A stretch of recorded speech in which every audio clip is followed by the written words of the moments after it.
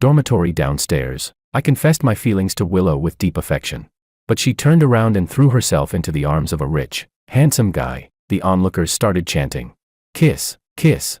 Willow finally got rid of that pathetic simp. Exactly. Be a simp long enough and you really become a dog. Amid their laughter, I put away the carefully prepared gift and turned to leave. They were betting on when I would come crawling back. Willow scoffed carelessly. 3 days at most. However, before a day even passed, Willow stormed up to me at the door with a photo in hand. Furious, she protested angrily. Do you have no shame? You actually simped for 2 people at the same time. I was speechless. If I said I was simping for 4 people at the same time, so what? Chapter 1. Downstairs at the dormitory, Willow lifted her eyes to look at me, the disdain in them almost solid enough to take shape. Holding the gift in my hand, I quickened my steps, trying to say the words I had rehearsed countless times in my head. Willow, however, before I could finish, Willow let out a scoffing laugh. She turned around and threw herself into the arms of the rich second-generation guy who had been attentively delivering meals to her every day. Amid the surrounding crowd's catcalls and cheers, she deliberately stood on tiptoe and kissed him right in front of me. A girl exclaimed in surprise. Wow, Willow is so straightforward. Another girl sneered. This is exactly how you show a simp who the real boyfriend is. This is such a face-slapping wish fulfillment scene. I'm loving it. I've disliked George for a long time already. Damn simp. Clinging to Willow every day, so annoying. Makoto affectionately kissed Willow on the forehead, then walked over to me with a look of feigned apology. I'm sorry, I didn't know how to, he said. Before he could finish, a girl cut him off. Makoto, why are you apologizing? You and Willow like each other. Some simps have no say in this. Others joined in with mocking laughter. Exactly, the simp is still standing right here, doesn't he have any shame? I let out a self-mocking smile, carefully put the gift away, and turned to leave. Faintly, I heard the voice of Willow's best friend from behind. He's been simping for you for so long, you really never felt anything at all. Willow snorted with a laugh. You like him? Maria waved her hands quickly, as if, how could I ever like a simp? After that, she started gossiping with the others again. Take a guess. Everyone, how long do you think George will take to come crawling back this time? Someone said. I bet 1 week. Another added. Are you crazy? Even a simp has dignity. I bet 2 weeks. And you, Willow? Someone asked. Willow replied indifferently. At most, 3 days. Chapter 2. Back in the dorm, I carefully placed the gift I had originally planned to give Willow into the cabinet. A familiar electronic voice sounded in my head. Why didn't you throw it away? My fingers tapped rapidly on the screen while replying to 0115 in passing. I said. She doesn't want it, but I can still give it to someone else. 0115 froze for a moment before suddenly understanding. Efficient reuse of resources. That's you. All right. On my phone, there were also my second goddess, Sophia, my third goddess, Freya, and my fourth goddess, Alicia. These days, being a simp isn't easy. Even gifts have to be carefully budgeted and reused. My phone chimed several more times. Sophia dumb bitch messaged. Get your ass over here tonight. Now. Freya dumb as a pig sent. You lying, money swindling, body cheating scumbag. After coaxing each of them in turn, I collapsed onto the bed. The system quietly compiled data in the background. There is no longer any simp index to be extracted from Willow. I scrolled through my phone and casually blocked and deleted Willow. Perfect. 1 target wrapped. Chapter 3. I died suddenly in my original world from getting too excited while reading pornographic novels. While my soul was drifting away, I got bound to a system called Simp Index Collection. Yes, that was 0115. 0115 said it had just been created and didn't have much energy, so it could only bind to a host on the spot. The Simp Index energy I completed could bring me back to life, and the Simp Index 1 farmed could also be exchanged for real-world money. So for the past 3 years, I'd been diligently working as a simp, until today. When I finally graduated from Willow, I looked at the Simp Index 0115 had converted from all these years and couldn't help laughing out loud. This simp life was worth it. No stealing, no robbing, straight up getting rich. He, the system said. My energy is almost fully charged too. Host, your efficiency is impressive. I made an okay gesture and replied. Professional simp, fast and reliable. Chapter 4. One by one, people started returning to the dorm. Among them was the roommate who had just backed Makoto earlier. The moment he walked in, he started mocking me. Did you guys see that earlier? Gotta hand it to Makoto. Classic tall, rich, and handsome. Way better than some broke-ass loser simps. You've been simping for years and still got nothing. You didn't seriously think Willow would ever be into you, right? The other 2 roommates seemed uncomfortable and quietly signaled Martin to stop talking. I laughed. Seeing Martin's smug face, I snapped back immediately. Oh, give me a break. Who the hell are you showing off for? Anyone who didn't know better would think you were the one who landed Willow. What are you? A widowed old man with nothing better to do, always sticking your nose into other people's business. And look at how stupid you looked earlier. Your eyes were practically glued to Willow's face. You really think no one noticed you like her? Don't mock simps. Helping your buddy chase your own goddess. What kind of pathetic fetish is that? Martin clearly hadn't expected someone as meek as me to talk back. He froze on the spot. A real simp is polite to outsiders. I used to play the coward. Don't think that means I actually am one. I'm naturally mild-mannered and don't like cursing. Anyone I bother to curse at is someone who clearly enjoys being cursed. Working a crappy job is already annoying enough. There's always some dumb pig around trying to add to my workload. The two other roommates turned away, barely holding back their laughter when they saw Martin get shut down. This guy usually threw his weight around just because Makoto was the principal's son. Martin flew into a rage, clearly struck at the heart, and started blurting nonsense. Bullshit. How could I ever have designs on Makoto's girlfriend? I let out a cold laugh. With a brain like yours, even a dung beetle would stop and push. After saying that, I grabbed the gift and gestured to the other roommates, signaling them not to leave the door open for me. Martin's voice, thick with resentment, came from behind. Can't get Willow, so now you're probably off to simp for someone else. A simp will always be a simp. No need to waste words on idiots like that. But he wasn't wrong. I really was going to simp for the next one. Simp long enough, and you'll eventually get everything. Chapter 5. I arrived at the banquet hall. Inside, it was packed with influential figures, people with status and connections everywhere. I had deliberately splurged on a new outfit just for today. I went to the restroom to tidy my hair and wipe my glasses. The only reason I managed to simp my way into the good graces of the rich cougar Sophia was purely because I happened to look like her first love. Bodhisattva bless me. And heartfelt thanks to that ex. I scanned the hall for Sophia Kim. Before I could find her, I spotted my third goddess instead, Freya Mu, the eldest princess of the Mu family. I hurriedly ducked into a crowded corner to hide. Holy hell, I was sweating bullets. I had almost forgotten, the Kim family and the Mu family were sworn business rivals. Every major event, both families always showed up. Logically speaking, sworn rivals should be a, if you're here, I'm not kind of deal, right? With my poor person brain, I really couldn't understand it. Hiding was the correct choice. Suddenly, Freya's gaze swept in my direction. I turned my head away and closed my eyes. I hoped that for these few seconds, Freya would suddenly go blind. Luckily, she seemed to just glance this way casually before turning her head back. Then my phone chimed. Freya dumb as a pig messaged, "Scumbag, say something."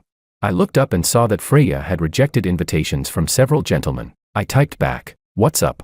She replied instantly, "Come over now. I'll have someone pick you up." That wasn't a question, it was an order. Thanks, but no. I'm literally sitting on the sofa right next to you. With trembling fingers, I typed, "My stomach hurts today. I'm in the dorm. Shiba Inu crying. JPG." The moment I sent it, a shadow fell in front of me. Startled, my hand shook and I immediately locked my phone. When I looked up, I realized it was Sophia. Still that unmistakably expensive face. I looked at her with focused, heartfelt intensity, putting on an expression of someone utterly captivated, and said, "You look beautiful today." This approach worked well on Sophia. She seemed pleased and, for once, spoke gently to me. She snorted softly and asked, "You don't look well." Feeling unwell. I didn't even need a mirror to know my face must be pale as hell. Sophia standing here drew a lot of attention, and I was genuinely afraid Freya might notice. The system's energy still wasn't enough yet. If these people found out, well, maybe it wouldn't matter that much. A small fry like me was ultimately expendable to them, optional at best. Even if I were exposed, it'd just be everyone going their separate ways. Sigh. Still, I'd rather be discovered later. I want to grind a few more coins first. Chapter 6. By the time I left with Sophia, Freya was already gone. After eating and drinking my fill, I claimed I wasn't feeling well and needed to leave early. Seeing that I'd behaved myself today, Sophia agreed and let me go. I hadn't even made it back to the dorm when Freya's call came in. She asked, "At school, I'm coming to find you." I had just said, "Okay," when she hung up. Luckily, I knew Freya's temperament well. If I didn't go with her to the banquet, she would definitely come looking for me. Lately, I'd been spending more time simping for others and had somewhat neglected Freya. Her simp index in the back end had fallen far behind the others. Freya's car arrived quickly. She had the driver stop, then snapped at me irritably. "Get in." The moment I got into the car, I took out the second-hand gift. I'd originally planned to give it to Willow, then thought about giving it to Sophia, but I forgot. Now, giving it to Freya was just right. I grinned as I took out the neatly wrapped gift. Baby, this is for you, I said. I spent a long time picking it out. Freya casually took the box, opened it, and rolled her eyes. All the money I usually give you, and this is what you use to brush me off. Damn it, be grateful you even got something, and you're still being picky. I took out the bracelet and put it on her wrist, my eyes lighting up as if amazed. I said it the moment I bought it, you definitely look good wearing it. Look.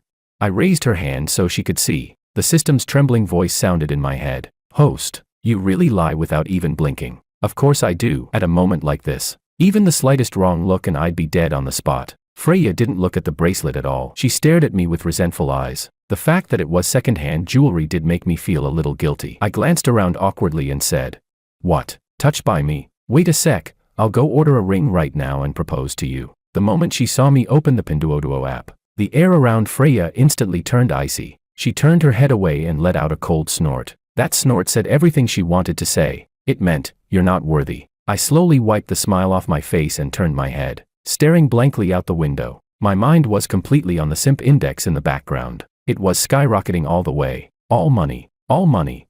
Chapter 7. Freya had the classic heroine syndrome, dramatic, delicate, and spoiled. She never lifted a finger to do chores and was extremely picky about food. There was no way I could cook, not even a little, so I secretly had the system order pre-made meals for me, and yet Freya still ate with obvious enjoyment. Nighttime was a bit more troublesome. Freya was a clean freak. Every time, she insisted that I shower in her bathroom before I was allowed to get into bed. I had an 8 a.m. class the next morning. When I woke up, Freya was still asleep. Once again, I had the system order pre-made food to be delivered. I even slipped a small note full of cheesy love lines under the plate. Gotta cash in on that post-sleep return at school. By the time I took a cab to campus, class was about to start. I quickly sent a good morning to my fourth goddess, then started climbing the stairs. There were barely any people around. Those without classes were still sleeping. Those with classes were already seated in classrooms. I slipped into the classroom right on time, but the professor's lecture quickly made me drowsy. Every time I slept in the same bed as Freya, I never slept well. It was like having my life force drained.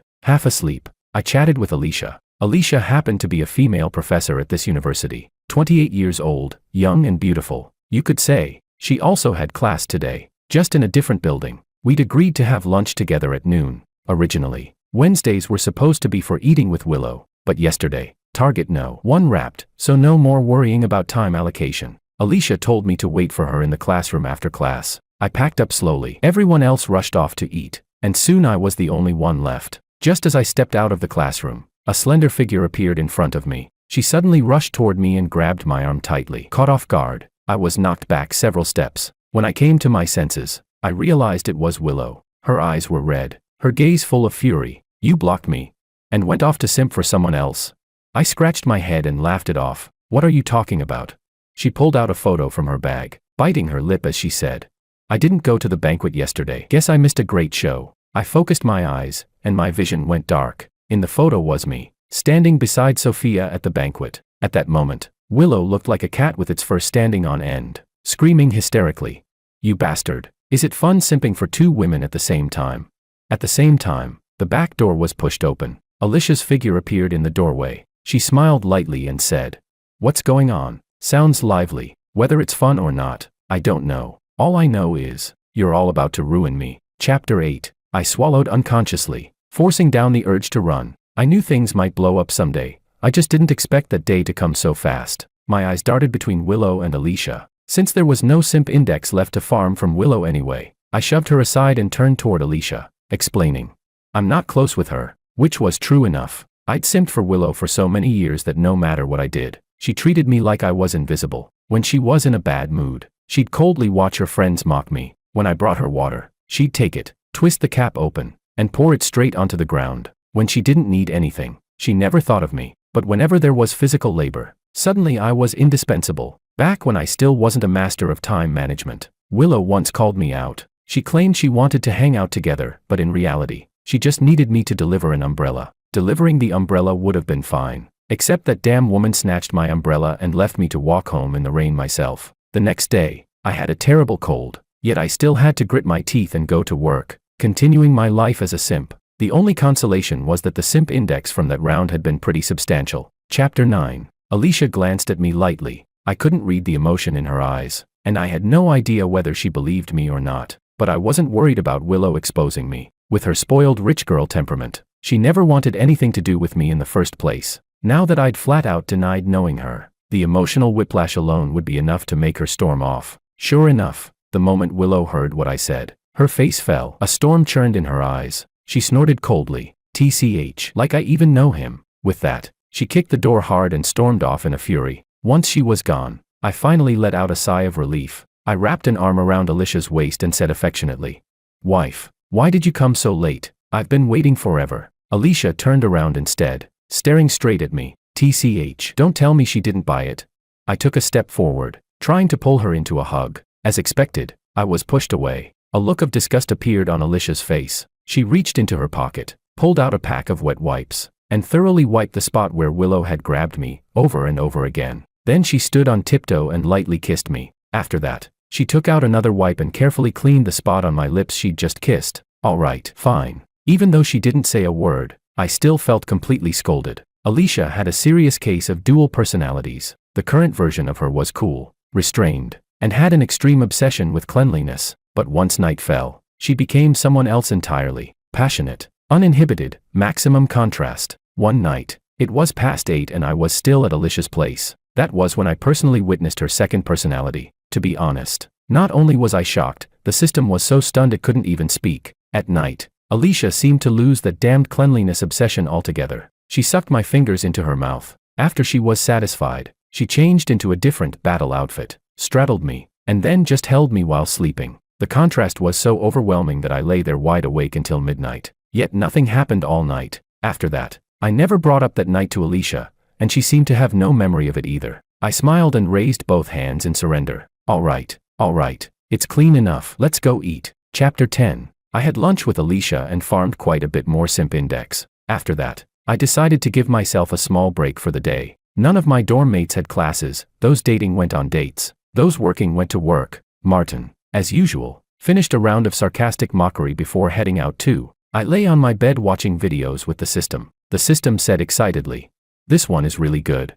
I rolled over, unplugged the charger, and turned on Do Not Disturb. "How good?" I asked. The system was clearly hyped up, which immediately gave me a bad feeling. I asked suspiciously, "It's not another my wife scammed me out of my entire fortune. I reincarnate and reclaim everything kind of story, right?" No. The system's electronic voice suddenly turned serious. "This one actually has depth." I stared unblinkingly at the video the system projected. Let's see just how much depth it has. The background music started, and a line of blue and white text appeared on the screen. "Hardcore love rival. My girlfriend fell in love with my family's rice cooker." My eyes lit up instantly. "Oh, I like this one," I said. The system's proud voice followed. "See, I knew it." I hadn't even finished one episode when there was a knock on the dorm door. Did someone forget their keys? I jumped out of bed and opened the door. Standing outside was Makoto. I frowned. "What do you want?" Makoto slammed his shoulder into mine. Barging straight into the room, he threw a wad of cash onto the table and declared arrogantly, "This money is yours. Everything you have is mine now." The next second, without another word, he kicked over my chair, grabbed my laptop, and raised it to smash it on the floor. Holy shit.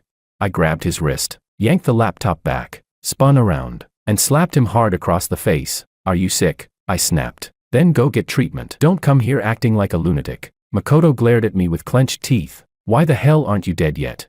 I laughed. Funny thing to say, no matter what. I'm living long enough to see the day you're shitting in the streets. Makoto completely lost it. He yelled. That day, we were so close. Willow was just about to agree. "This is all because of you, you bastard."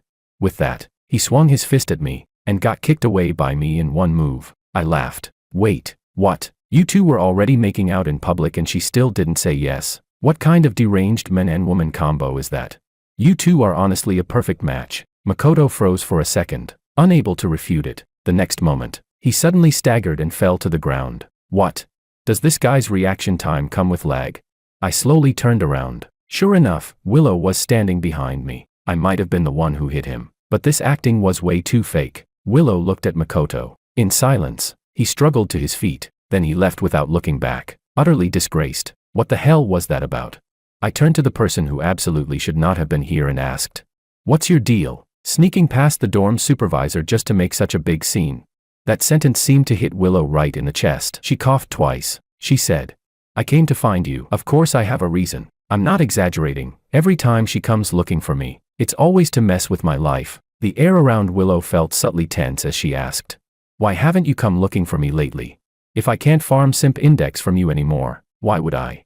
I'm not a simp for real." I sat down on the chair, planning to clear things up quickly so she wouldn't interfere with me simping for others anymore. I said, "You already have a boyfriend. Why would I still simp for you?"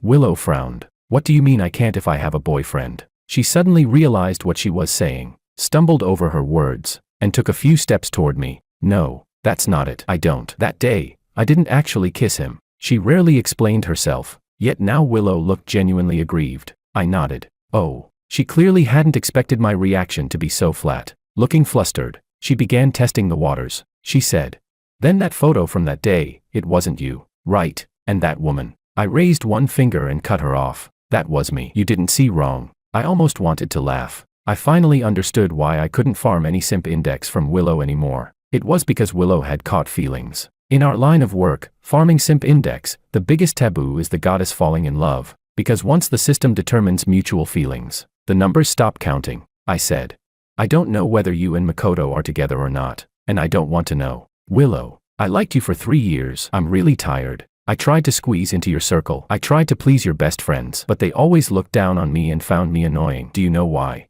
It's because you allowed it. They belittled me and mocked me because they were just echoing your attitude. Deep down, you believed that since I was the one chasing you, everything I did was only natural. And since I was your simp, how could I possibly leave you? So you thought it didn't matter how you treated me." For the first time, Willow was left completely speechless. I was about to improvise a little more, but the dorm door was pushed open again. A graceful female figure stepped in, wrapped in sunlight, her face indistinct. Dust motes floated quietly in the air. Then a familiar voice called my name. "George." No emotion, no rise or fall in tone. Shit. This is the prelude to Sophia being pissed. I looked again at Willow, who had just realized everything. Yeah, this ride had definitely flipped. Sophia walked over with a dark expression and grabbed my arm hard. At the same time, Willow reacted fast and grabbed my other arm. "No, wait. This is a men's dorm. Do women just casually walk into guys' dorms now?" I weakly raised a hand. "How about, you both let me explain first."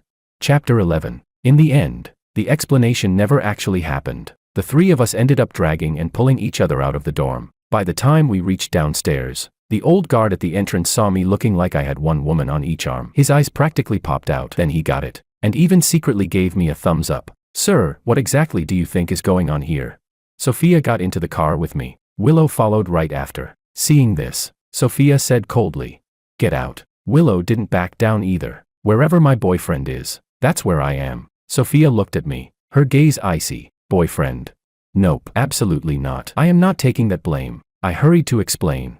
"I'm not her boyfriend. Seeing her now is like seeing the plague." Willow finally snapped when she heard herself compared to the plague. She bit her lip and said, "Say that again if you dare."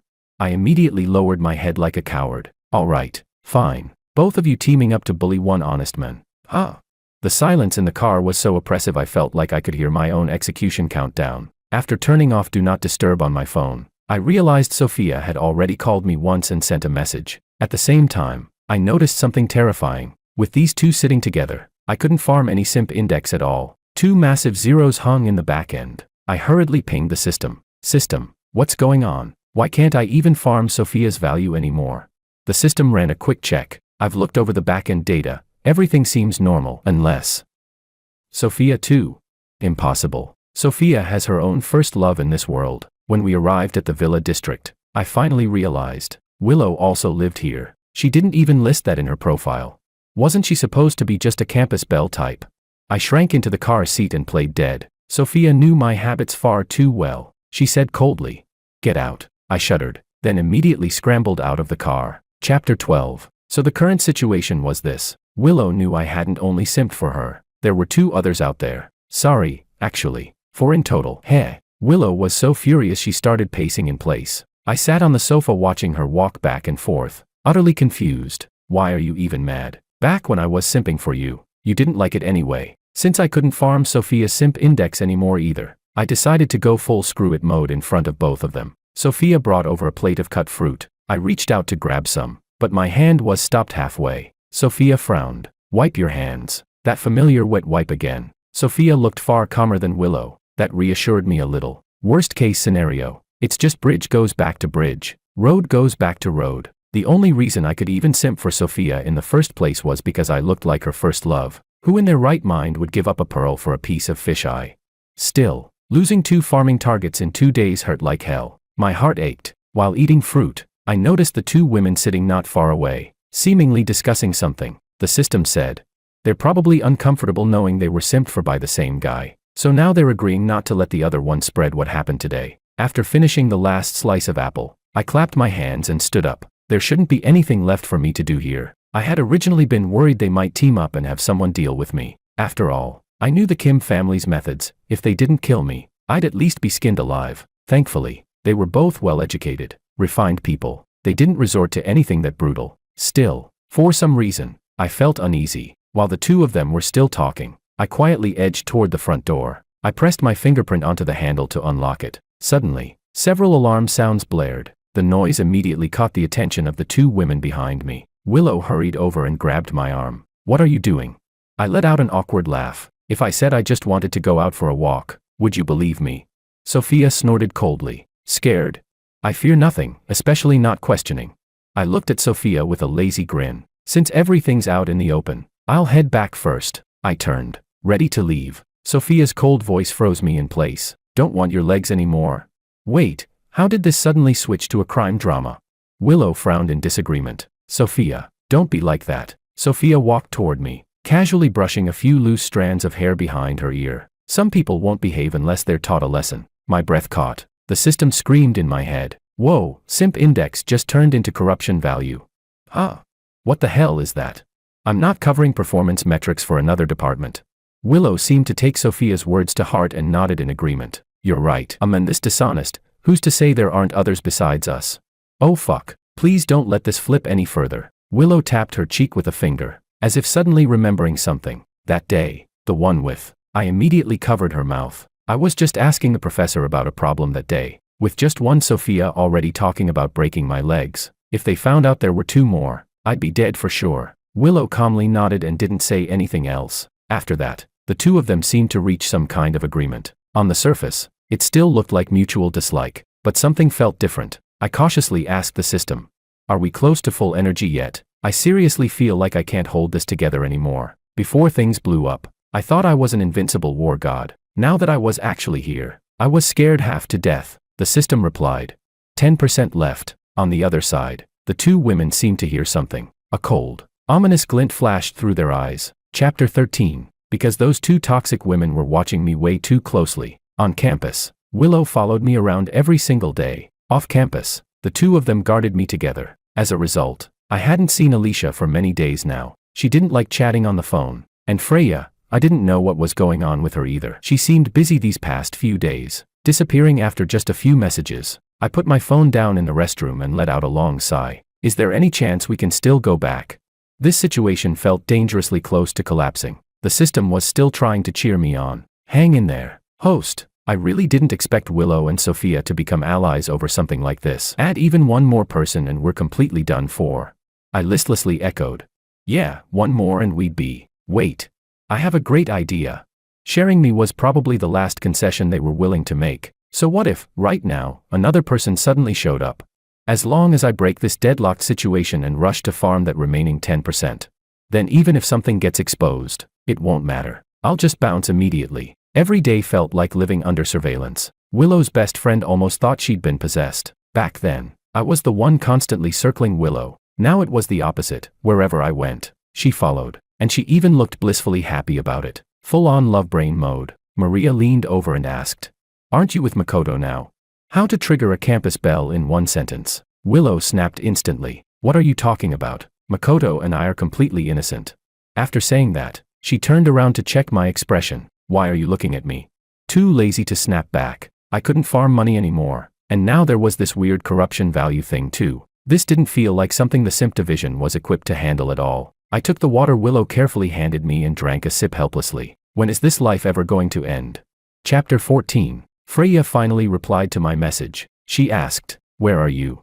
Perfect timing, just when I was dozing off. Someone handed me a pillow. Sophia Kim had gone back to the Kim family home that morning. Willow had stepped out to take a phone call. The moment I got Freya's message, I bolted straight for the school gate. Freya was already waiting there. In the car, I thoughtfully fastened her seatbelt for her, then took the opportunity to pull her into a hug. That single hug instantly cracked the cool, aloof expression on Freya's face. She took a deep breath, closed her eyes, pulled out disinfectant spray, and aggressively sprayed herself, and conveniently sprayed my face too. Watching the back-end numbers shoot up, my heart bloomed with joy. At critical moments, it really has to be you, my germaphobe old baby.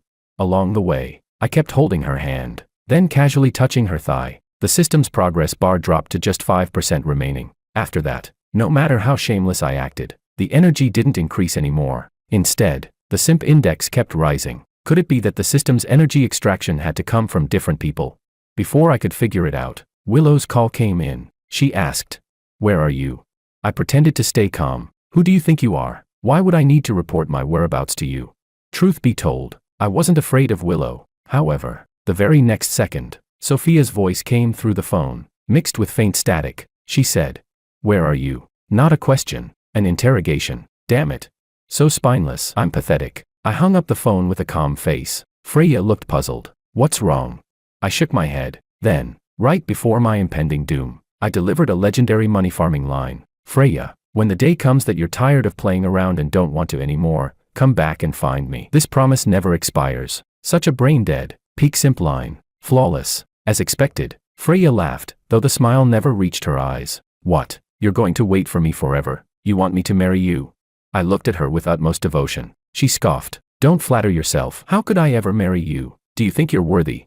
I nodded. "I know. Freya, you deserve better. When you meet someone you want to marry someday, just tell me. I'll quietly step aside." Hearing that, Freya shook her head. "Even if I get married in the future, it wouldn't stop us from dating. Whoever invented Freya is a damn genius when it comes to making someone act like a dog.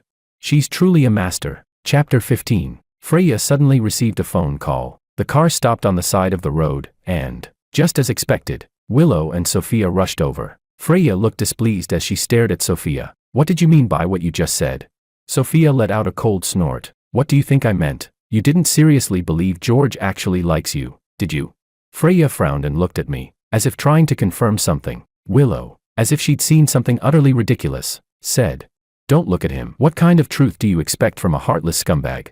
The moment Freya and Sophia locked eyes, the air around them turned icy. Freya didn't say a word. Her gaze slid off me, as though looking at me for even one more second would dirty her eyes. I watched helplessly as she got back into the car, only to slam the door open and step out again a second later. Freya asked, "You two met him back in freshman year, didn't you?" It was as if she'd suddenly figured something out. Sophia cut her off immediately. "So what if you've known him longer? What does that prove?" Freya tilted her head and let out a few soft laughs. "Knowing him longer doesn't mean anything, but he's told me more than once that he loves me." Oh my god, what kind of hellish Azura battlefield is this?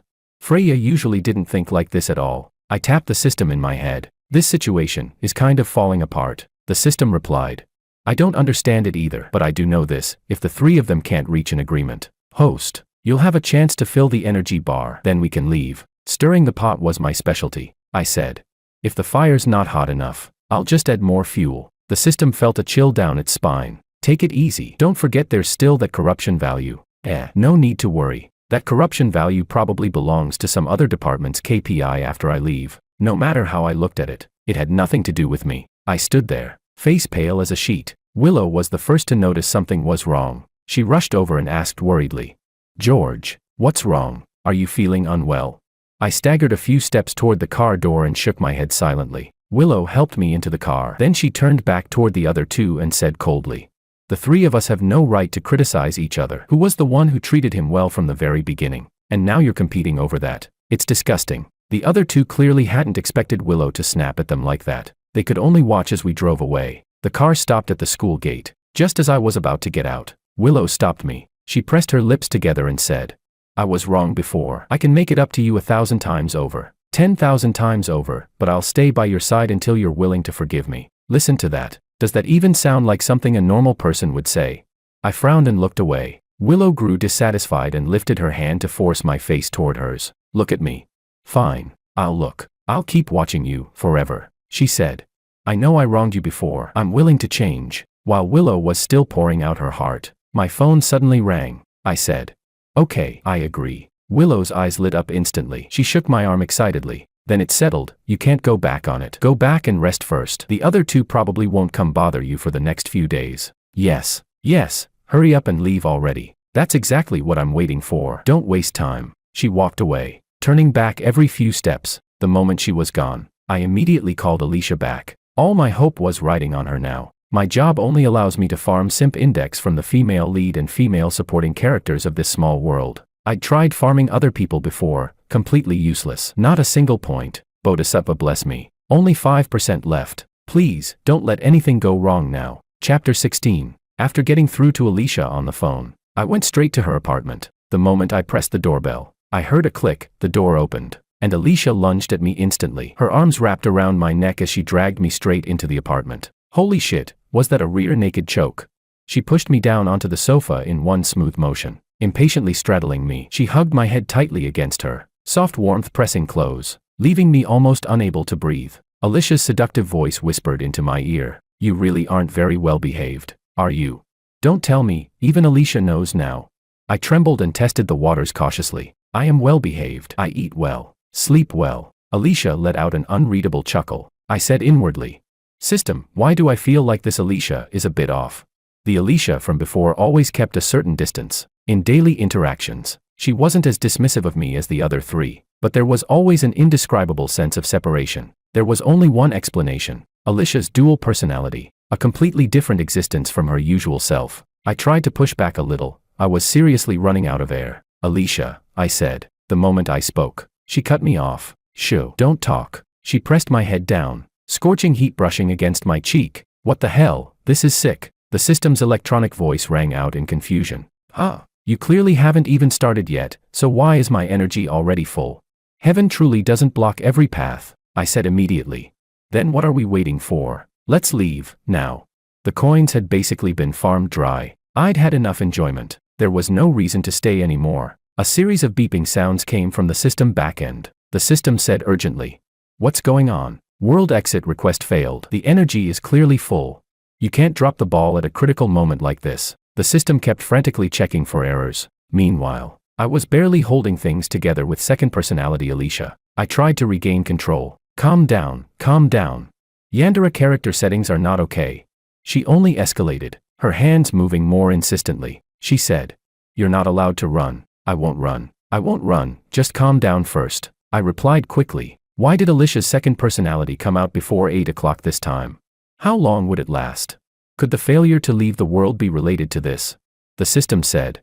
There's no response from the main system. It's like it can't receive my signals at all. Don't do this to me. I was starting to panic. Alicia's consciousness seemed unstable. After coaxing her for a while, her head tilted, and she fell asleep. I finally let out a huge sigh of relief. Sitting up on the bed, I said, "This isn't workable at all. Did you find out what's going on?"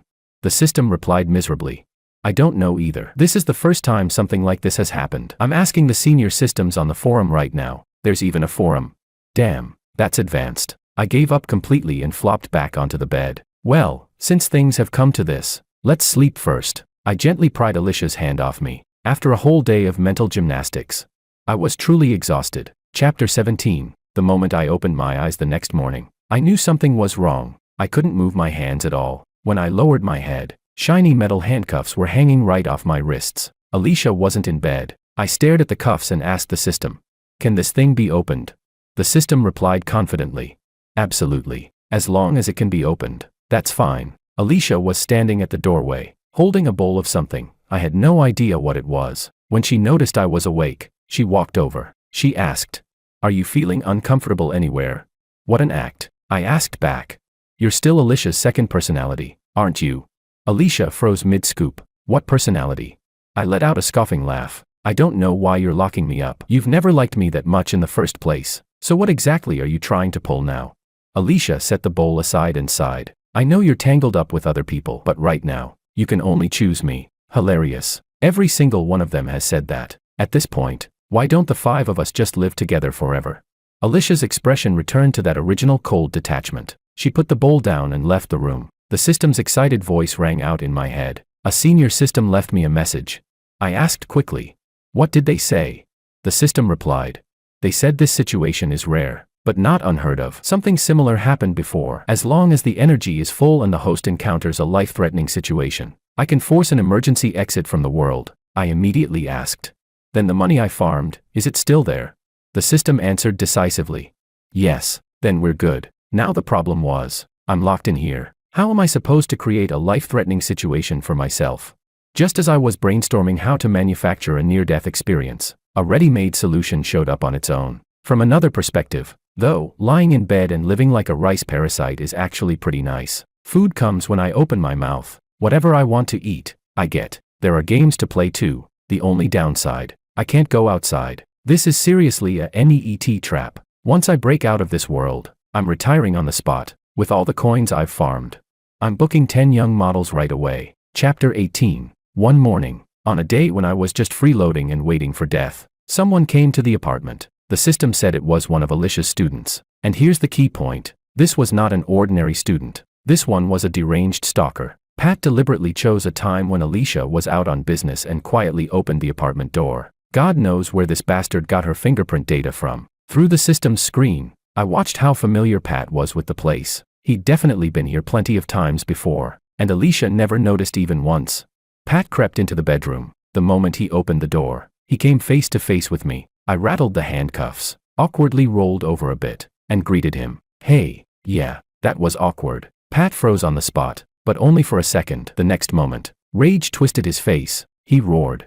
Who are you? Why are you lying on her bed? Dude, do you not see the handcuffs? I said awkwardly. If I told you Alicia locked me here herself, would you believe me? Pat's expression warped for a split second. He shook his head violently. Impossible. Absolutely impossible. The goddess said she would never like anyone. You scumbag. You must have tricked her into bed. It has to be you. Pat grabbed me and yanked me straight off the bed. The other end of the handcuffs was locked to the headboard, and the chain between them was short. I got hauled up in an instant. The cuffs tightened violently, and I felt like my wrists were about to snap. Goddamn Alicia. She's insane, and so are her students. I lifted my head and forced a smile at Pat. The key's in the drawer on the far right. How about you unlock me? And I swear I'll never appear in front of Alicia again. Pat followed the direction I pointed and stood up. Alicia had put the key there right in front of me before. Pat brought the key over. He asked softly, if I let you go, will you really leave Alicia? Absolutely. I'd personally design my own exit. Everyone gets liberated. He moved the key toward the lock, then suddenly threw it away. What now? Another episode? He suddenly punched me hard in the face and shouted. You think I'd believe you, scum like you, if I let you go? You'd definitely keep playing with Alicia and hurting her. Pat looked around wildly, tears welling in his eyes. By then, how heartbroken would Alicia be? Bro, if you've got something to say it properly. Don't just make things up in your head. He sprang to his feet briskly, crying and laughing at the same time. Thump, thump, thump. He ran downstairs and brought something back up. Gritting his teeth, he said, I know. I can't let Alicia be sad. So the only choice is to let you die.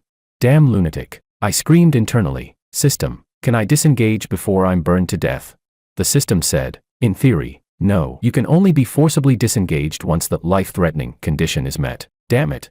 The system tilted its head and said, but it's fine. I can use my own points to reduce your pain. You'll die instantly, no sensation at all. Whoa. The system really is my good little baby. Pat didn't hesitate at all. He poured gasoline all over the floor beside the bed. Who knows where he hauled it up from downstairs, all the way to the doorway. This guy stood at the door downstairs and shouted, have a safe trip. Impressive. You didn't even spare your goddess's house. The instant the lighter hit the ground, flames raced along the gasoline trail and spread to my bedside. It ignited all at once. Thick black smoke billowed up wherever the flames licked past. The system was already on standby. Once the fire touched me, it would immediately force my death. The fire grew bigger and bigger. When I opened my eyes again, the fire had already been put out and hadn't harmed the neighboring residents. But Alicia's house was burned beyond recognition. Alicia stood outside, still looking calm. By the time Willow, Freya, and Sophia arrived, my body had already been taken away. Willow slapped Alicia hard across the face in rage.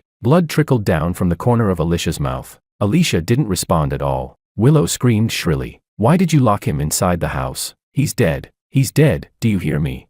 I floated in the air. Only when she heard the word dead did Alicia slowly come back to herself. He's not dead, she said. I poked the 0115, who was watching with great interest, and said, let's go. Time to go home. The system asked in confusion. Not going to keep watching. I casually glanced downward and said, I've watched this for years. I'm sick of it. The system transformed into a glowing little bunny and floated around me. George, don't you feel a little reluctant to leave? She asked. I looked at it curiously and said, what kind of trashy short dramas have you been watching lately? She replied, none. I just mean, if you think like a human, you've stayed here for so many years, you should have developed some feelings. I shrugged. No, not even a trace of reluctance. In fact, I felt nothing but disgust. Chapter 19. After returning to the system transit station with the system, I felt like I had been completely reborn, because the mission had been completed almost perfectly. The simp index I'd farmed ranked first in the entire sector. I also received a whole bunch of extra rewards. Among them was a huge villa allocated by the system center for retired personnel. Now this was real bliss. I slept in the villa for 3 days and 3 nights straight. During that time, I ordered takeout for every single meal. One day, the door was knocked on. I slipped on my slippers and went to open it. Outside the door sat an adorably cute little girl, holding a small stool and wobbling crookedly as she sat there. She looked to be only about 1 year old. The moment she saw me, she pulled a slip of paper out of her pocket. I took it from her. The note was covered in messy, chicken scratch handwriting. I leaned in closer to read it. It said, George, I'm 0115. I've come to join you. I scooped her up in one motion and asked, what have you been eating? How are you this heavy? She babbled in protest, but not a single coherent sentence came out of her mouth. Seeing how anxious she looked, I leaned close to her ear and listened carefully. She said, they're coming to find you. Was this really not a ghost story? Calmly, I carried the system into the house. If they dare come looking for me, they'll all die by my hand. Pinching her chubby little cheeks, I said, you need a name. How about Anna? 0115 immediately raised her fist in protest. I pressed her tiny fist down and said, all right, I get it. Anna, you really like this name. Knock knock knock. The door was knocked on again. Did the takeout arrive this early? Holding Anna, I struggled to open the door. Several familiar figures were standing outside. I slammed the door shut without hesitation. Get lost.